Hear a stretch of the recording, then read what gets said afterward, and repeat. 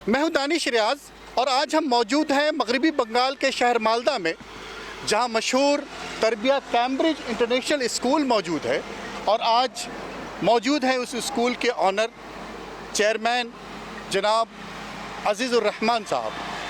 आज के इस शो में हम बात करेंगे जनाब अजीज़ुर रहमान साहब से कि मगरबी बंगाल के अंदर जो एजुकेशनल सिनेरियो है वो किस तरह का है और ख़ुद मालदा के अंदर किस तरह की activities in terms of education चल रही हैं। अजीज़ुर रहमान साहब, वॉक द टॉक के शो में आपका स्वागत है। हमने देखा कि आपने तरबिया कैम्ब्रिज इंटरनेशनल स्कूल कायम किया है। वेस्ट बंगाल का ये बहुत ही पॉपुलेटेड शहर है जिसे हम मालदा कहते हैं। पास में मुर्शिदाबाद भी है और जो मुस्लिम आबादी है वो इस पूरे इलाके में बहुत ज़्यादा है। लेकिन एजुकेशनल जो सिनेरियो है वो एजुकेशनल सिनेरियो देखने के बाद महसूस होता है कि वो वैसा नहीं है जैसा होना चाहिए और दूसरी रियासतों दूसरी शहरों में है। क्या कुछ सोच कर आपने तरबिया कैम्ब्रिज इंटरनेशनल स्कूल कायम किया है? जी शुक्रिया दानिश साहब, आपको इस शो के लिए मैं आपको बहुत बहुत कॉन्ग्रेचुलेट करना चाहता हूँ।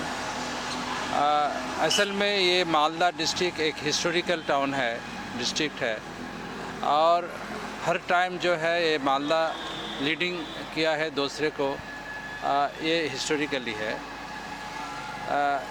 इसके बहुत साल पुराना ये हिस्ट्री है। यहाँ पर पुराना बहुत सारे मूवमेंट का बहुत सारे मोनूमेंट्स भी यहाँ रखा हुआ है। एक लाखी अदीना मस्जिद है, गौड़ है। तो ये गौड़ की काफ़ी यहाँ माइनॉरिटीज़ बसते थे उस टाइम। मोर देन 300 मस्जिद भी यहाँ पर हुआ करते थे उस टाइम। अभी भी 20 से ज़्यादा मस्जिद जो है यहाँ पर मौजूद है। तो ये शहर जो है हिस्टोरिकल है।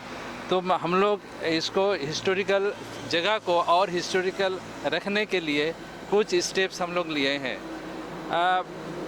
जब पार्टीशन के टाइम यहाँ से सारे इंटेलेक्चुअल्स जो है ये बांग्लादेश शिफ्ट कर गए और यहाँ जो पोर तबका का आदमी जो है, प्रिविलेज अंडर प्रिविलेज सब जो है ये इधर ही रह गए। तो इस सेक्टर को लीड करने के लिए जो आदमी काम किया है वो बहुत काफ़ी नहीं था। तो हम लोग कुछ आदमी मिलकर के डिसीज़न लिया जो बंगाल में ख़ास करके यहाँ पर जो हाई पॉपुलेटेड डिस्ट्रिक्ट है, जैसा हो गया मालदा, मुर्शिदाबाद, दिनाजपुर, ये सारे हाई पॉपुलेटेड डिस्ट्रिक्ट है और माइनॉरिटी यहाँ रहते हैं। तो इसके देखभाल के लिए कोई अभी तक खड़ा नहीं हुआ। मैं चाहता हूँ आपके ज़रिए से जो पूरा देश इसको जाने और जो इंटेलेक्चुअल्स है जो इसको इस मूवमेंट को हमारा साथ दे सकता है वो आए और इस मूवमेंट को हमारा आगे बढ़ाएं। हम ये देखते हैं कि जब तक़सीम मुल्क का वाक़या हुआ तो उसका बहुत ज़्यादा असर जो है बंगाल पे पड़ा और एक बड़ा इंटेलेक्ट वो दो हिस्सों में तक़सीम हो गया। जो तबका बंगाल के अंदर, वेस्ट बंगाल के अंदर मौजूद है, उमूमन लोग कहते हैं कि वो लेबर तबका था जो मौजूद रह गया और उसके अंदर वो ग्रोथ नहीं आ पाया जिस ग्रोथ की ज़रूरत थी।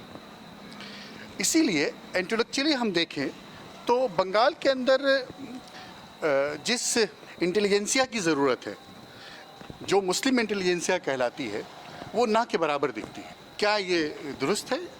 हाँ, एक तो आपने एकदम सही बताया है।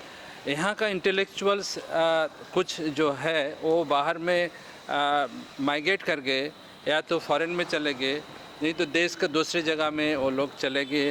अपना नौकरी की तलाश में वो लोग चले गए और नौकरी भी बहुत सारे आदमी एडजस्ट हो गए बहुत सारे जगह में। तो यहाँ का इंटेलेक्चुअल्स यहाँ रहने को पसंद नहीं करते हैं। तो हम लोग जो है इसका मूवमेंट को खड़ा करते हैं। खड़ा करने के लिए अभी हम लोग तैयार हो गए हैं जो इसको यहाँ का इंटेलेक्चुअलिटी को बरकरार रखते हुए आदमी को इस एडुकेशनली सबको आगे कैसे बढ़ाए उसका एक हम लोग एक प्रोग्रामिंग किया है।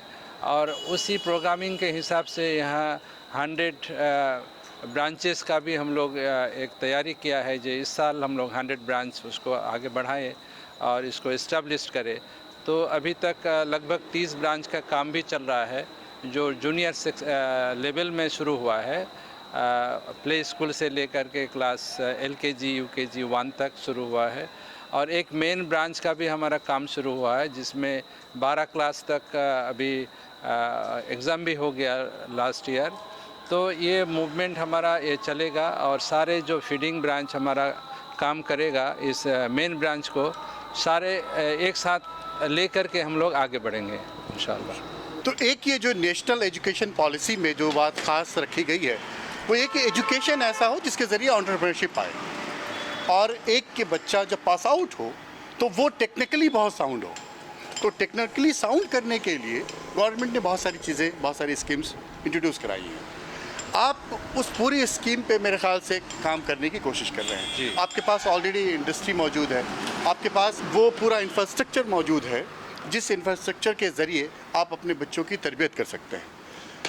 अब आपने स्कूल का आगाज़ किया है और स्कूल में भी बोर्डिंग फैसिलिटीज़ आपने अवेलेबल कराई है। तो ये जो एजुकेशन विद एंटरप्रेन्योरशिप जो है वो इस पूरे इलाके को कैसे बेहतर बनाने की कोशिश करेगा?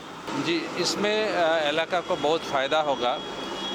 हम जो कोशिश है गवर्नमेंट ऑफ इंडिया का जो स्कीम है ऑलरेडी मैं आजमा चुका हूँ और इसको मैं उसी हिसाब से चला रहा हूँ।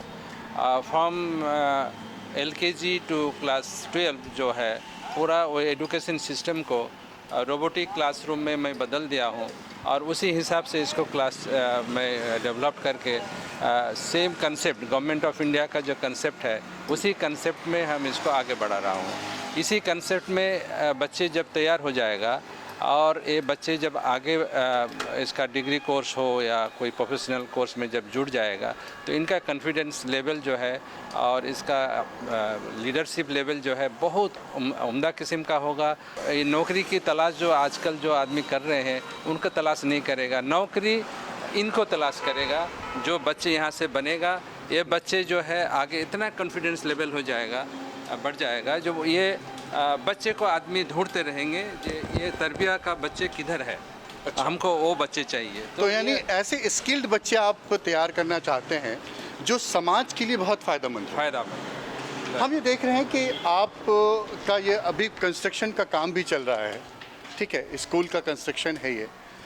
तो मैं चाहूँगा कि आप ये बताएं कि आपने इसको इस्टेब्लिश कब किया है? ये 2014 में इस्टेब्लिश हुआ है और ये अभी 9वां साल है। तो इसमें हमारा अभी मकसद है जो अभी तो हमारा इतना कैपेसिटी नहीं है जितना रिक्वायरमेंट है। आदमी का जो डिमांड यहाँ पर एरिया में जो डिमांड डेवलप्ड हुआ है उतना कैपेसिटी मेरा नहीं है। तो अभी इसको डेवलप्ड कर रहे हैं और फिर विदिन 1 ईयर जो है 1000 बच्चे को रहने के लिए पूरा रेसिडेंशियल फैसिलिटीज़ बनाने के लिए पूरा काम चल रहा है। तो इंशाल्लाह ये 1 साल के अंदर वो पूरा हो जाएगा। अभी ये जो चीज़ें आप यहाँ पे चल रही हैं इसमें क्या क्या चीज़ें हैं? एक लाइब्रेरी है, हॉल है, एडमिनिस्ट्रेशन से रिलेटेड चीज़ें हैं, एकेडमिक में क्या चीज़ें हो रही हैं? मैं थोड़ा सा चाहूँगा कि आप उसको तफसील से बताएं। जी, इसमें सारे फैसिलिटीज़ है, extra curriculum more than 52 activities है जिसको जो चीज़ बच्चे का स्किल और कॉन्फिडेंस लेवल बढ़ाएगा, लीडरशिप बढ़ाएगा। तो इसमें सारे चीज़ है। इसमें ECA CCA जो एक्टिविटीज़ है इसमें डेली एक्टिविटीज़ होता है, उसका SAP क्लास है, स्किल एक्विजिशन प्रोग्राम की क्लास होता है, फिर बच्चे का स्पोर्ट्स एक्टिविटीज़ होता है, डिबेट्स होता है, क्विज़ होता है। इस तरह की लैंग्वेज पढ़ाया जाता है, एक्स्ट्रा लैंग्वेज पढ़ाया जाता है जो फॉरेन लैंग्वेज भी है इसके साथ। तो ये सारे एक्टिविटीज़ है, इसको हम लोग सब मिला कर के मोर देन 52 एक्टिविटीज़ है। अच्छा, अभी हम ये देख रहे हैं कि ये आपके क्लासेस हैं और स्टैंडर्ड 3, स्टैंडर्ड 2, स्टैंडर्ड 1 यानी प्री नर्सरी से लेके नर्सरी क्लासेस और उसके बाद 10 तक फ़िलहाल आपका करिकुलम है जो जारी है। इस वक्त स्ट्रेंथ क्या है बच्चों की आपके स्कूल की? अभी 500 स्ट्रेंथ है। इसको और 500 हम लोग स्ट्रेंथ बढ़ा रहे हैं। तो इस पूरे इलाके में आपके स्कूल का इम्पैक्ट क्या है? ये पूरा इलाका में जो इम्पैक्ट अभी पड़ा है ये बहुत ज़्यादा है। जो हमारा कैपेसिटी से बहुत ज़्यादा अभी आदमी का डिमांड है। तो हम चाहते हैं जी यहाँ का लोकल जो इंडस्ट्रियलिस्ट है और भी बहुत वेल्यूसर्स है जो इस काम में जुड़ सकता है। इसका बहुत बड़ा एक स्कोप भी है। यहाँ का मैन पावर को एसेट में बदलने के लिए ये सबको आना चाहिए साथ में, और एक मुहिम जैसा होगा।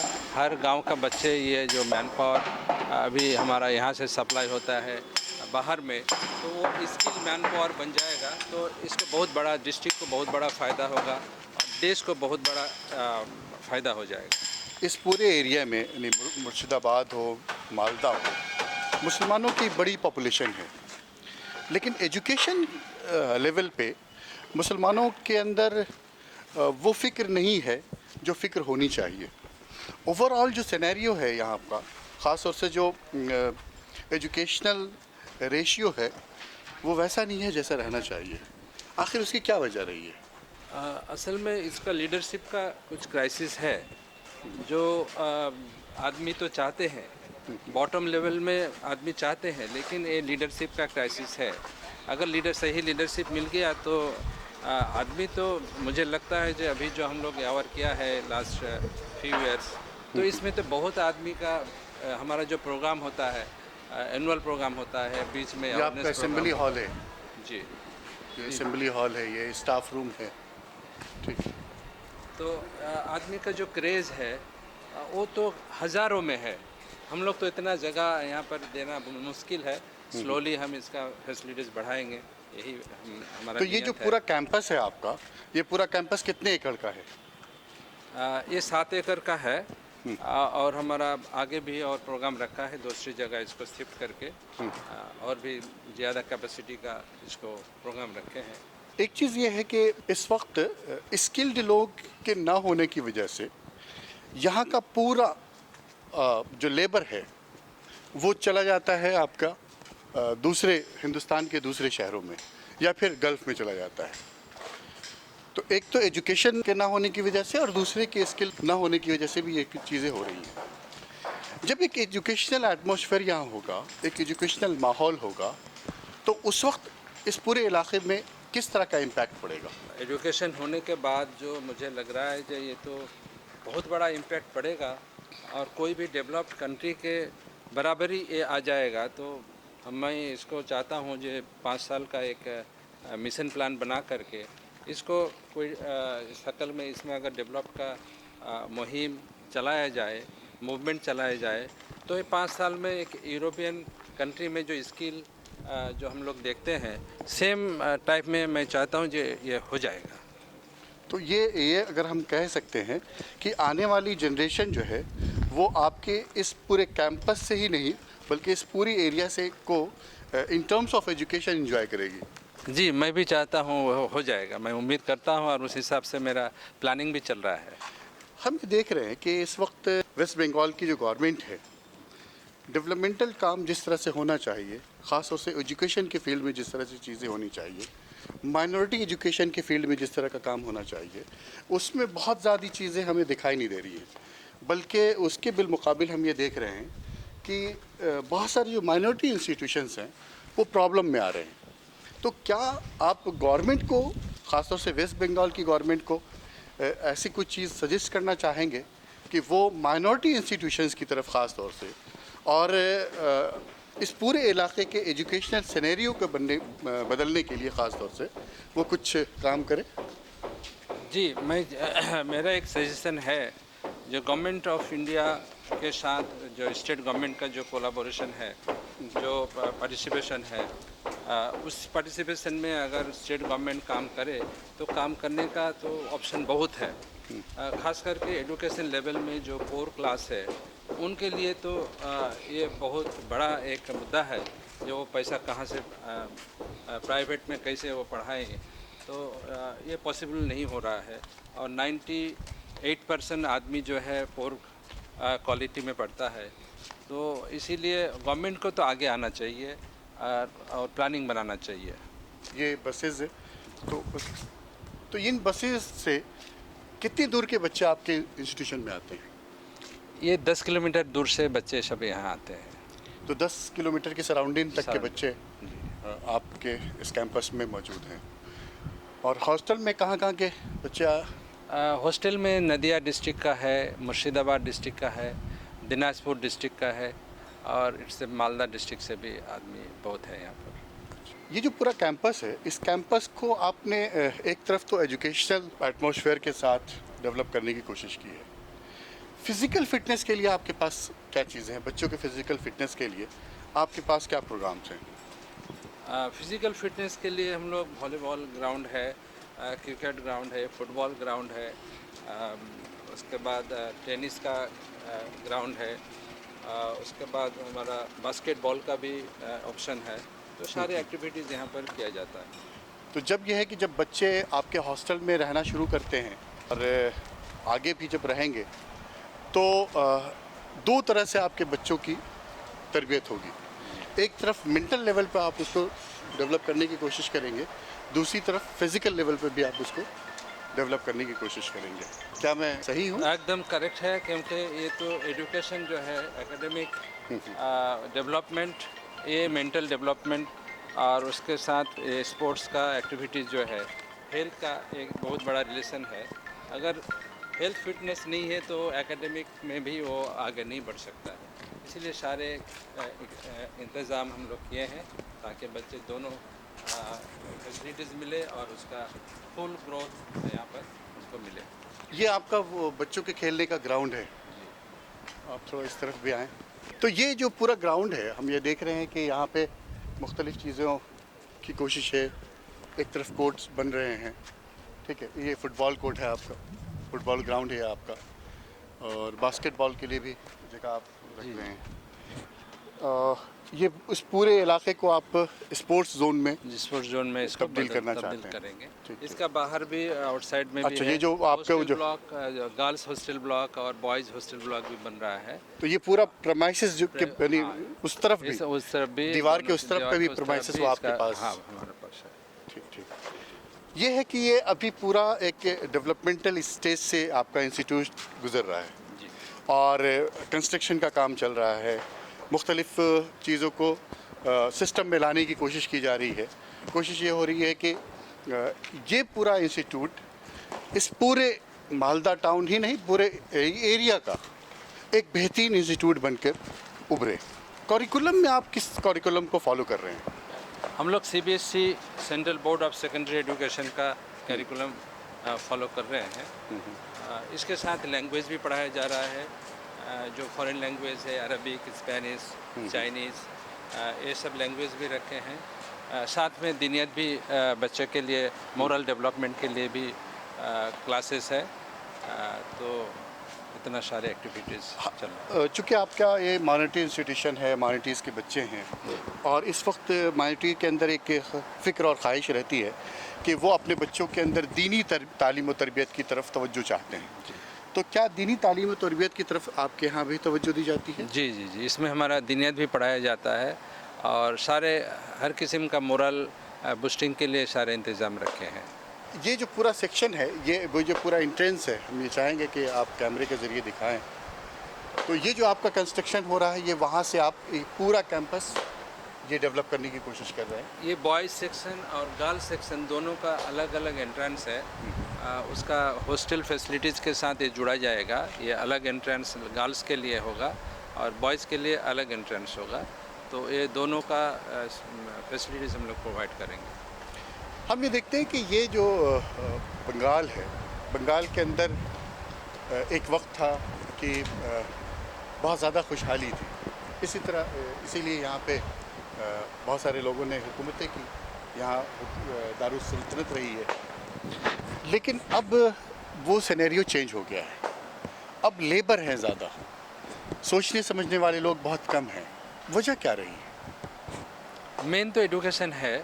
अगर इसको प्रॉपरली एजुकेशन मिल जाए तो वो खुशहाली आ जाएगा। ये तो श्योर है, कोई इसमें डाउट नहीं है। मेन एजुकेशन अगर नहीं मिलेगा तो फिर ये लेबर सप्लाई का डिस्ट्रिक्ट ही रह जाएगा। तो हम लोग का यही एक विजन प्लान बनाए हैं जो लेबर क्लास का जो बच्चे हैं, हम लोग अभी लास्ट बैच का जो बच्चे हैं 98% से लेकर के 85% तक मार्क्स ऑब्टेन किए हैं। तो ये सब लेबर का बच्चे हैं और डेली वेजेस हमारा इंडस्ट्री में जो काम करते हैं। इस वक्त पेरेंट्स ख़ास तौर से परेशान इस बात पे होते हैं कि कोविड का दौर अभी जस्ट गुज़रा है, बहुत सारे इलाकों में कभी कभी वो चीज़ें शुरू हो जाती हैं। ऐसे में जब बच्चे हॉस्टल में आते हैं तो प्रिकॉशन की जो चीज़ें होनी चाहिए वो घर में बच्चे पेरेंट्स चाहते हैं कि वो जो जिस तरह के प्रिकॉशंस वो लेते हैं, क्या हॉस्टल में उस तरह के प्रिकॉशंस लिए जाते हैं? जी, हम लोग उसका पूरा ख्याल रखते हैं और सोशल डिस्टेंस मेंटेन करना, इसका सैनिटाइज करना या क्लीनलीनेस जो है उसको पूरा मेंटेन करना, ये सारे चीज़ हम मेंटेन करते हैं। अभी हमने आपके कैंपस को देखा। कैंपस को देखने के बाद आपके जो अज़ाइम हैं, जो इरादे हैं, मुस्तक़बिल पे जो चीज़ें करना चाहते हैं, उन चीज़ों पे हमने बात की।